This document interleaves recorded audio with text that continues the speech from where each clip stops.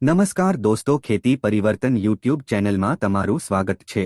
રાજ્યમાં આગામી એક સપ્તાહ સુધી કાતિલ ઠંડીની આગાહી કરવામાં આવી છે। સમગ્ર ગુજરાતમાં આગામી એક સપ્તાહ વાતાવરણ શુષ્ક રહેવાની આગાહી છે। હવામાન વિભાગે રાજ્યમાં પવનની દિશા બદલાવાની આગાહી કરી છે। ઉત્તર પૂર્વ તરફના પવનો ફૂંકાવાની આગાહી કરવામાં આવી છે। બંગાળમાં વરસાદી સિસ્ટમ સક્રિય થતાં ગુજરાતમાં પવનની ગતિમાં વધારો જોવા મળ્યો છે। હવામાન વિભાગ દ્વારા રાજકોટમાં કોલ્ડવેવની આગાહી કરવામાં આવી હતી, ત્યારે રાજકોટના વાતાવરણમાં પલટો આવ્યો હતો। રાજકોટમાં તાપમાનનો પારો ગગડ્યો હતો। રાજકોટનું તાપમાન 10 ડિગ્રી સેલ્સિયસ નોંધાયું હતું। જાન્યુઆરી મહિનામાં હવામાન પલટાય તેવી પણ આગાહી કરવામાં આવી છે। દક્ષિણ ગુજરાતના અનેક ભાગોમાં કમોસમી વરસાદની શક્યતાઓ વ્યક્ત કરવામાં આવી છે। મકર સંક્રાંતિમાં કેટલાક વિસ્તારોમાં અતિભારે પવનો ફૂંકાઈ શકે છે। માવઠાની સાથે સાથે હાડ થીજવતી ઠંડીની પણ આગાહી કરવામાં આવી છે। ગુજરાતમાં આગામી 15 ફેબ્રુઆરી સુધી ઠંડીનું જોર યથાવત રહેશે। ગુજરાતવાસીઓએ 15 ફેબ્રુઆરી સુધી શિયાળાની ઠંડીનો અહેસાસ કરવો પડશે।